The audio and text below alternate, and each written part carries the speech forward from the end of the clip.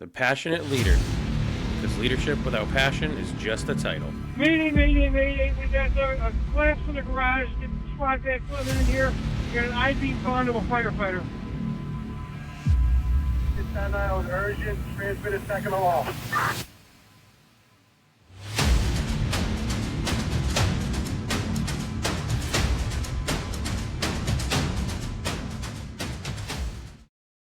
Hey everybody, it's JP with The Passionate Leader, and welcome back. On today's episode, we have Nate House. He's a 24-year veteran of public safety who recently hung up the badge after an impactful career that spanned both law enforcement and fire service. He got to start as a police officer in the public safety department, where he quickly learned the value of versatility, grit, and leadership under pressure. Throughout his career, Nate never stopped growing. He holds a bachelor's in criminal justice and is certified as a fire officer 1, 2, and 3. Credentials that reflect his deep commitment to training, leadership, and operational excellence. That same drive led him to launch In-House Training Solutions, a company built to develop stronger, smarter, and more capable first responders from the inside out. Now retired from the front lines, Nate continues to serve the mission by shaping the next generation through training and mentorship.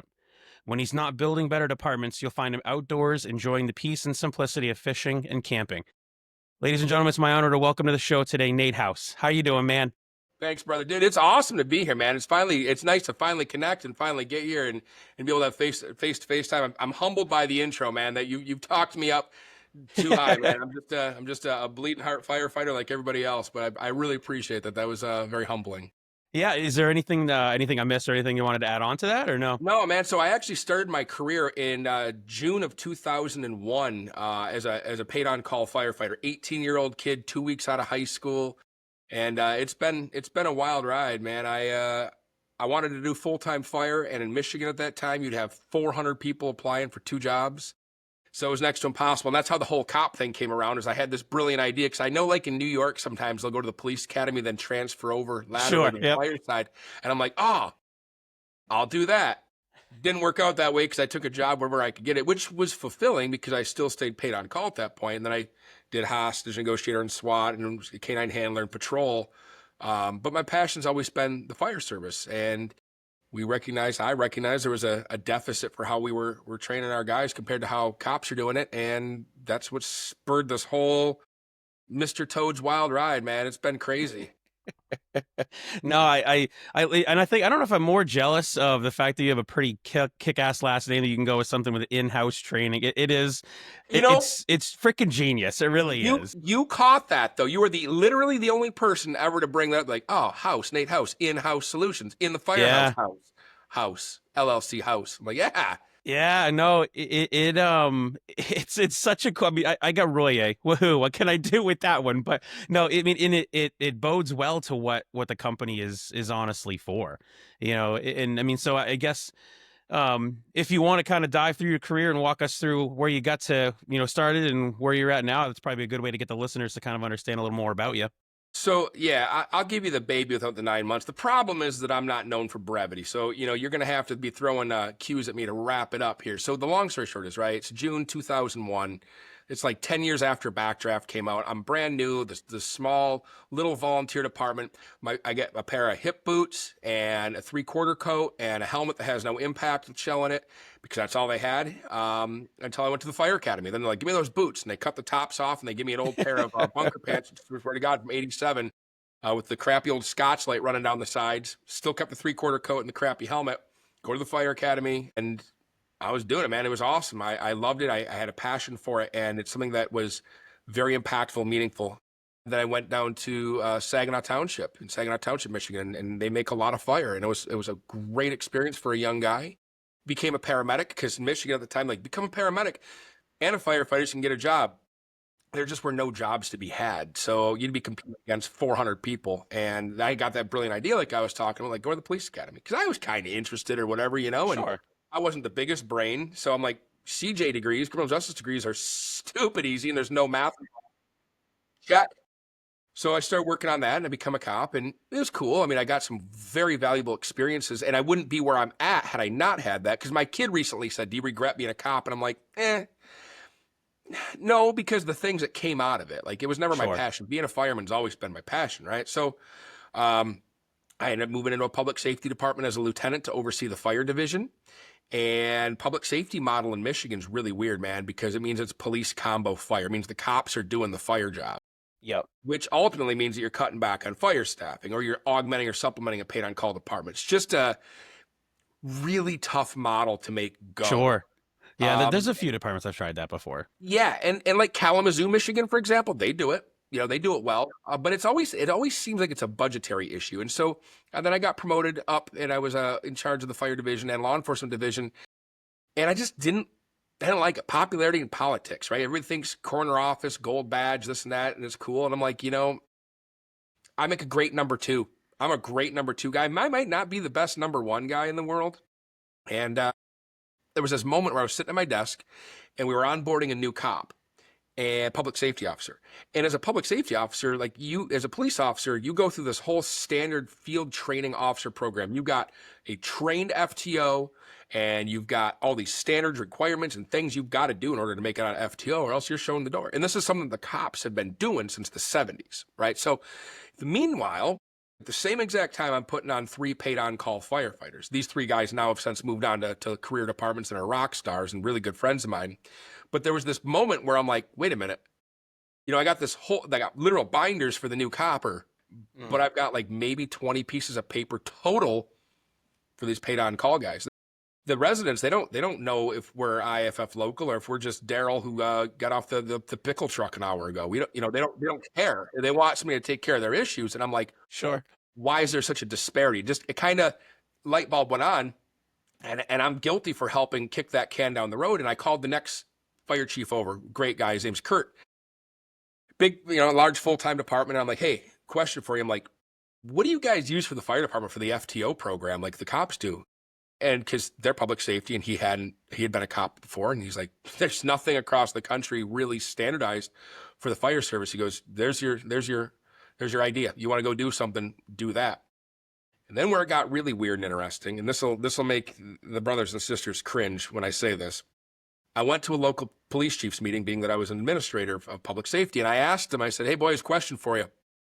Why do you suppose it is? And I'm talking to cops, right? I said, why do you suppose it is? There's no FTO program for the fire service. And I got 2 answers that shook me. The first was, well, being a cop's more dangerous. Mm. Oh, really? Well, yeah, okay.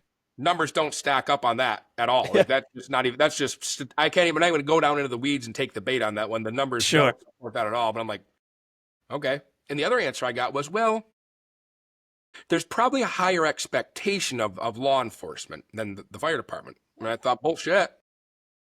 Yeah. I've come into work as a cop for my 7 p.m. shift and looked at the board and the CAD and the in-car computer, and there's 30 calls holding for service. And you're going all night long, and you're taking you 16, 17, 18 hours to catch up on people who called that long ago, almost a day ago. And of course, they're probably lower priority, but yet how many low priority calls do we go to as the fire department? 3-week-old foot pain, and we're getting up out of our chairs and going and doing our thing right now. So that argument didn't hold any weight either. And I'm like, so I said, you know what? Screw it. Let's take what works. Let's take these ideas of mentorship that's really up and coming in the fire department. Let's put a fine point on it. Let's define what that means, how to be a mentor. Let's take this FTO program the cops have been using that actually works, and let's roll it out for firefighters in a way that makes sense. Let's speak our language. I say it all the time, right? Like, firefighters are the world's best problem solvers. We get assigned any number of problems at any random time, and we show up with our tools, trucks, and brains, keep calling for said tools, trucks, and brains until we solve the problem, which we always do, and then we try to make it better. But we, as firefighters, have this history of letting us get in the way of being us. We screw things up just as much. But we've already demonstrated, if we can demonstrate that we do this every single day, that's all the proof we need. So let's sit there and talk like we're sitting at the kitchen table, and let's make it make sense for the brothers and sisters on the floor. That's how this whole crazy thing has come out, and it's been really successful so far. It's been great. No, it's everybody is always beating the drum that we don't have any leadership development programs and stuff. And in our agency has tried. We tried to get an in-house lieutenant boot camp, and we started doing it, but it's our first run, and it's tough because when you have volunteers, because so my department's, we have 2 full-time staff, which is myself and the chief, and then everybody else is paid on call. Yep. So everybody that is, other officers are our paid on call members. And it's tough when we're trying to get them up and running and, getting new lieutenants on. We get this program and then it's okay, so it's going to be XYZ. And then it looks good in my brain and it works out XYZ. It's just like it's like the engineering world. It looks so damn good on paper.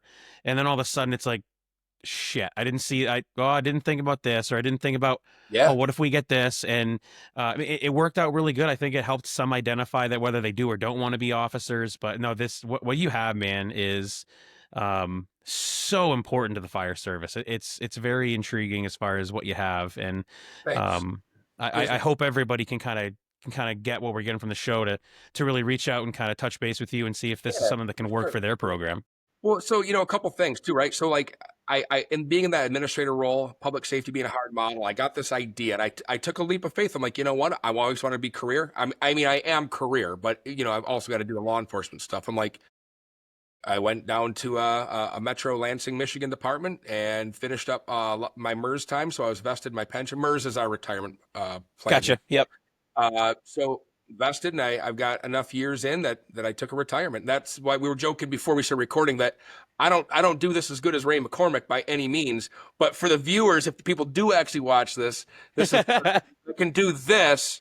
But my wife makes me grow this in the meantime, so it's not just this. Otherwise, she refuses to go out in public with me, which I suppose is fair enough. I'm retired out of my local, and I'm still an active member, or an active retiree, I should say. And this whole thing it's been cool. But there's guys like you out there that are wanting to move that ball down the field. Dave McGlynn, another guy who's big with fire engineering, and he's got his own consulting company called. He's got a book about being a training officer that I just bought, and the name escapes me. He's been a mentor. There's always a mentor for somebody out there, Yes. trying to make it better. And what's really unique, I go back to this whole thing that when I started in 2001, like, don't get me wrong, man. I was a skinny kid with a jawline who was probably irritating as hell. I had a lot of passion that probably annoyed a lot of guys. I probably wouldn't have wanted to hang out with an 18-year-old Nate either.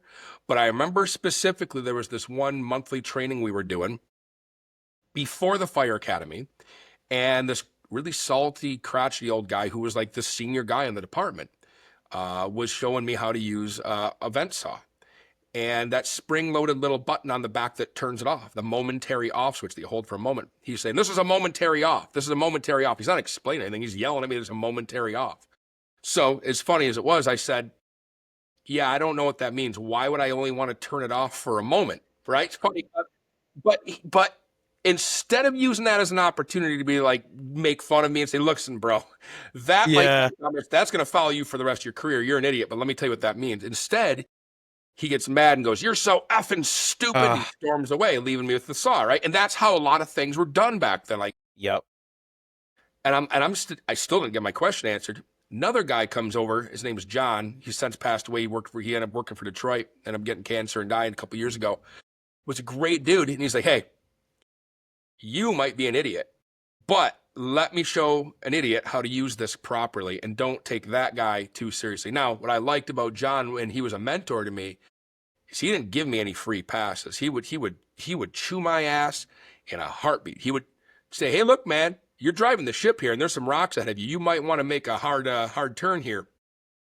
Do what you want, though. But he always had my best. Like, he could be as hard as he wanted, but I knew no matter what. And we butted heads. There was a whole period of time that we didn't talk for a year. We pissed him off that much. But never had to second guess that he had my best interest at heart. So I've had all these experiences that have been like, man, these were so impactful. I want to bring this to the table because I see where guys like you and Dave McGlynn and these other guys out there, they're trying to turn the bow of the ship to make it better.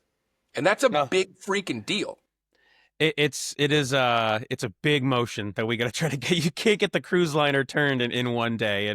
But I mean, I think with enough pressure, and honestly, some of it's going to have to be a change in culture through attrition. That's just honestly going to, 100%. The old fashioned saying, you can't teach an old dog new tricks, is true. And sometimes it's riding out the wave. We're letting attrition take, through natural retirements and making sure that we don't backfeed more bottom feeders in behind the old heads when they retire, because if we're just repeating the cycle, we're not doing a damn thing to help the goddamn service. So You're absolutely right. that's why this stuff is huge. Well, and what's really fascinating to me is right now we've got, like you said, through attrition, right? That's how we make the change in a lot of ways, truth be told, because I get a lot, dude. I have had inquiries from across the country in Canada.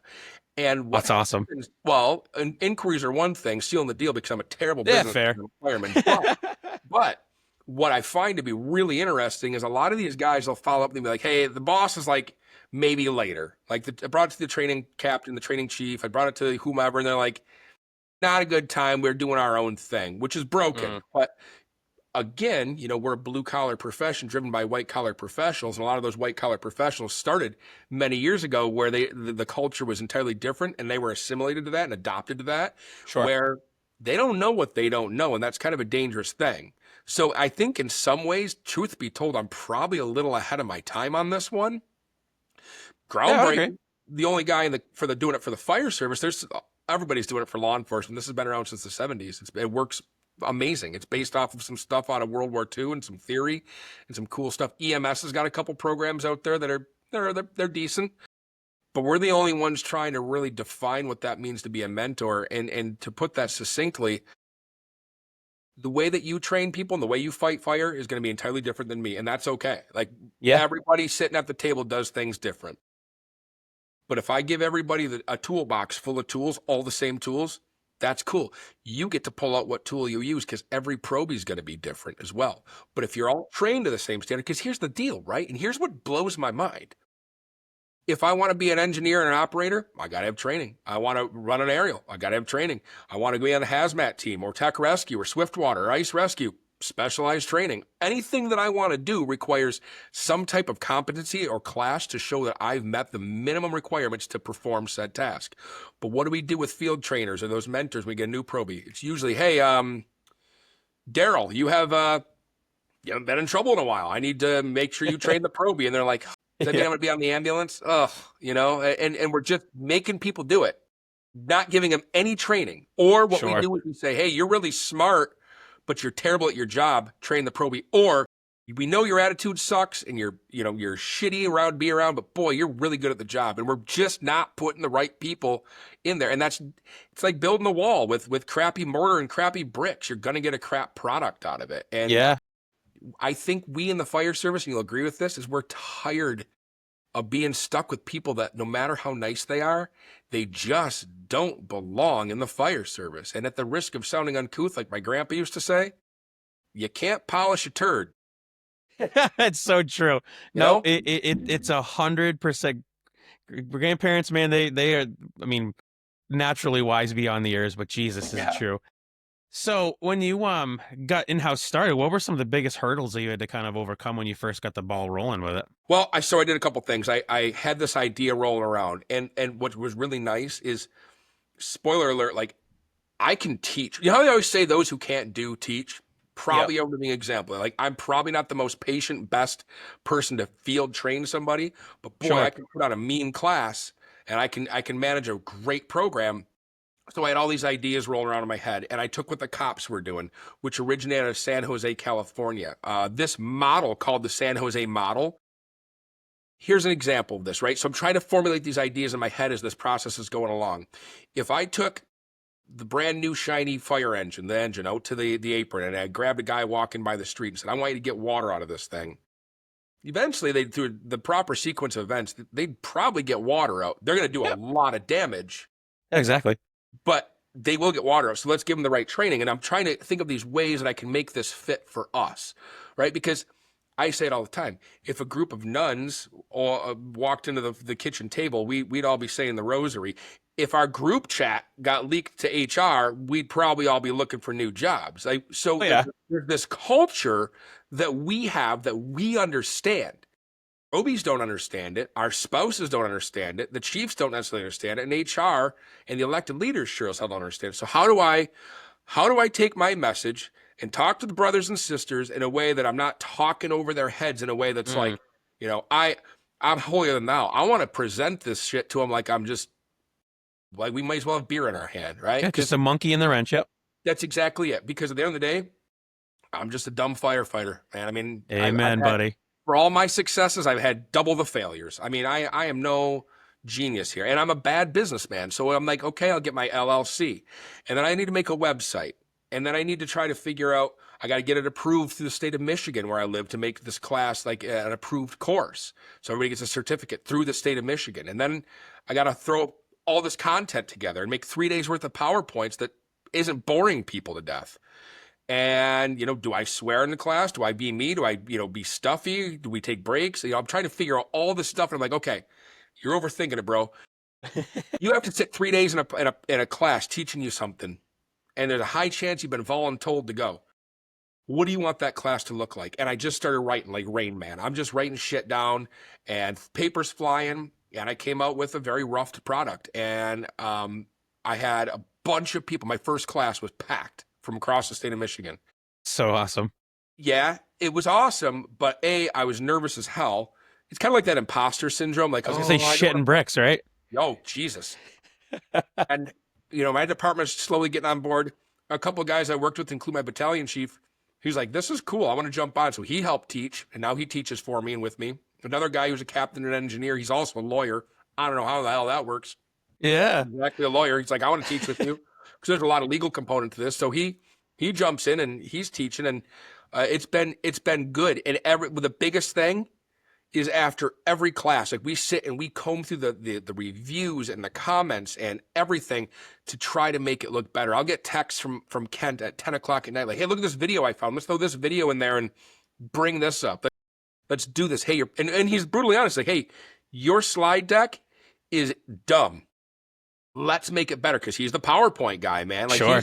He's an architect by design. He's a retired battalion chief, just retired last year as well. And he's like, let's make this better. And he's my right-hand man. He's made the program huge. So behind me, I got a supportive family that, supports me going to FDIC and across the country and doing this stuff.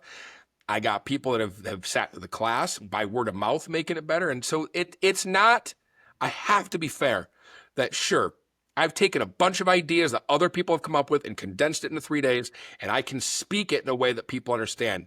That's where it stops. Everybody else behind the scenes, dude, there's what's made this thing successful. That's awesome. I mean, and I think everything that anybody's saying now, I think even myself, the stuff that I throw up on TikTok and through the podcast, some of it is original, but if it doesn't hit me at 5 o'clock in the morning, it's probably something that I heard or read somewhere. But I honestly, and I don't care if somebody takes something that might be original to me and they reuse it. If it hits the right set of ears, one set of ears is all we need it to hit to start making a positive difference in the fire service, worldwide. And that's all that matters, And I know that there are some junkies out there that are, it's their product and it's their this and it's their that. And proprietary, in my opinion, is as long as it's used in the fire service or in any leadership repertoire or cadre. I don't care. I don't really care what people do. And I mean, I've even seen some podcast hosts have a disclaimer that they're very picky on who they have on their show, and I could not disagree with that thought process anymore, because again, if there's something that you bring up that I'm like, yeah, I don't really think that makes sense. If it rings true with, again, somebody else that's listening, one of our listeners, or the 4 viewers that we'll ever get that watch this on YouTube, it made a difference. And just because it doesn't ring true with me or it doesn't really tickle my fancy, if it helps them, well, shit, we just made the fire service better, and that's all that matters. So when I hear these hosts that say that, I'm like, dude, it's such a close-minded. I still hold them to the old head mentality of being a bottom feeder. It's just how I feel.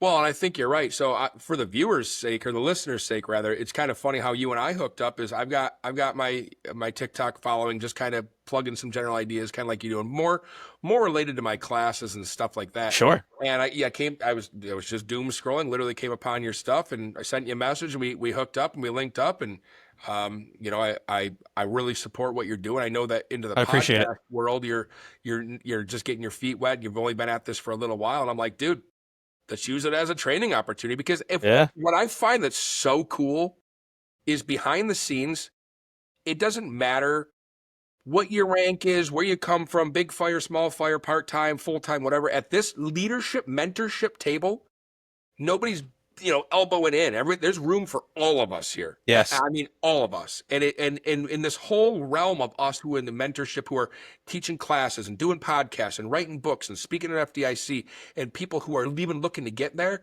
we all Mm. help one another out because we're got to put our money where our mouth is. You know what I Oh, mean? Like, that's the 100%. big thing. Yeah, no, we and it's I mean, I'm sure you've heard it before, but you can't be a prophet in your own land, so you gotta stretch out. You gotta get those legs and those arms reached out. So I mean, I'm FDIC has always been one of my things, and I'm definitely gonna try to get there at the very least as a student. I might throw my ring and my hat in the ring. And what's the worst they're gonna say? No, okay, I'll still come and I'll pick up some nuggets from somebody else. So what does That's it right. matter? And so last year, so I've gotten published a couple times. I got published in Fire Engineering, and they got a new publication called Firefighter Nation, which is really good. And I've written a few times to them about the whole mentorship, standardized field training stuff. Dude, I barely passed high school. I'm kind of an idiot. So the first It's big time I stuff. wrote, yeah, I'm a fireman.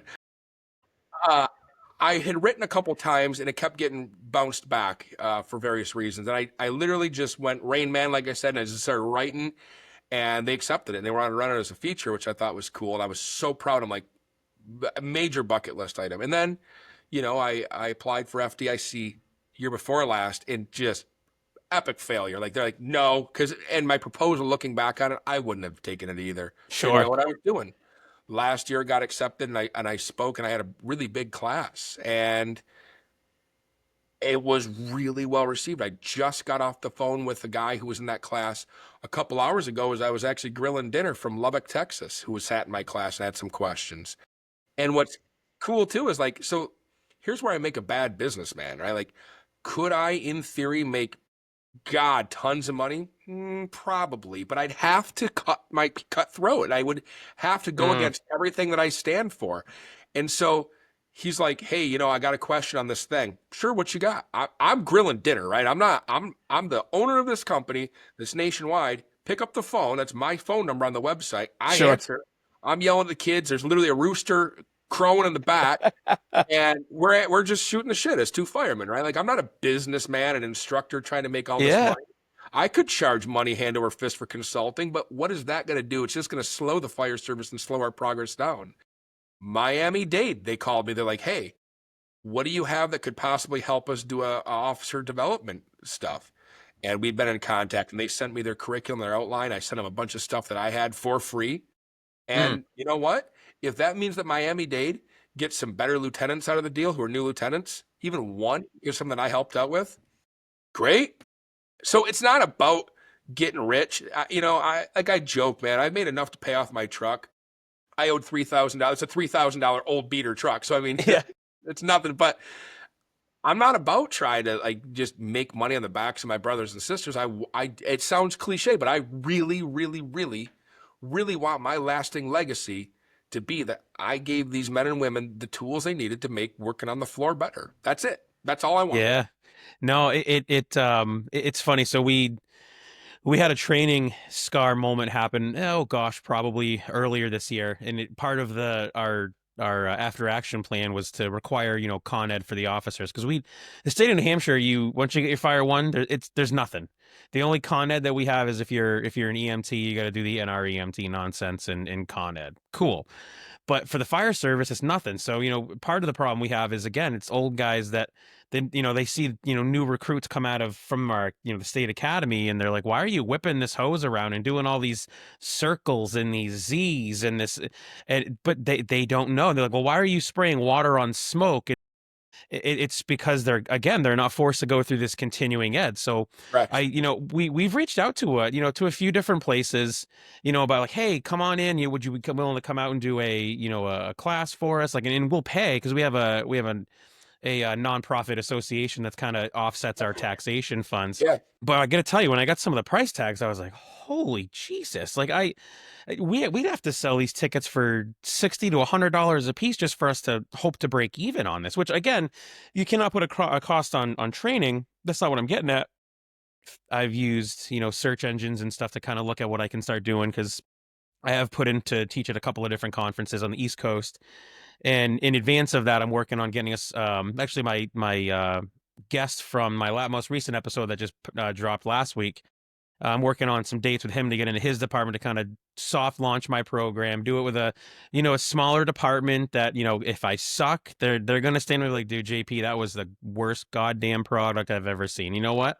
So we're gonna throw that one up and we're gonna throw it away because it's no good. But um I look at, for me, it's like, do I want to get on the road and teach this stuff? Yes, but I'm not looking to make bank. I don't want to make a killing on this. If a department wants to pay for maybe my travel expenses, okay, maybe, but Jesus, dude, like I'm not looking to make, tens of thousands of dollars on one speaking engagement for a small town department. Court. Oh, absolutely right. And so like the thing is for me, like having a small business, I got to cover my taxes. I got to pay my instructors. I got to pay for the website. I've got some expenses. They're all fairly low.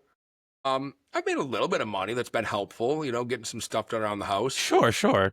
But that's all right. That's all I want. That's all. Who can ask for anything more? I mean, so I Yeah. get to do something that I love. I get to make the fire service better. I get to sit at the table and have shitty coffee with brothers and sisters from across this country, and I get to put just a little bit of money in my pocket. I mean, oh, please. I mean, honestly, that's winning the lottery to me, and that's maybe what makes me a bad businessman because I'll get phone calls like, "All right, what's your bottom line?" And I've got a price point that I like to stay Sure. at in Michigan. But there's a lot of times people will call me like, "Hey, we're a small little department. Can you do like a quarter of that maybe?" And I'm like, "Yeah, sure, why not?" Yeah. As Well, long as long as I'm staying in the black or breaking yeah. even, I'm good with No, it. dude. And and it's sad because the departments that really need it are generally the smaller departments. The bigger Yes, ones typically have, it's the succession planning, but small departments, they can't really build for that stuff because, with the volunteer side, I can have somebody who's, best captain in the world looking to maybe become a deputy, and all of a sudden he's like, yeah, work just moved me out to Michigan, or they moved me out to California, or absolutely. hey, we're going to Antarctica for 6 years, and now I got to leave. And it's like, well, there goes our next guy. Well, that's going to be a wrap for now, guys. Nate House just dropped some seriously delicious leadership insight on holding the line when it's not easy and about leadership grit. But we ain't done yet. Part two picks up where we left off, and it only gets deeper. From the weight of responsibility to the quiet cost of command, Nate will open up the door to conversations most leaders avoid. Stay tuned for part two coming in the few days. Until then, ladies and gentlemen, as always, lead with passion, serve with humility, and leave no room for bottom feeders. Till next time.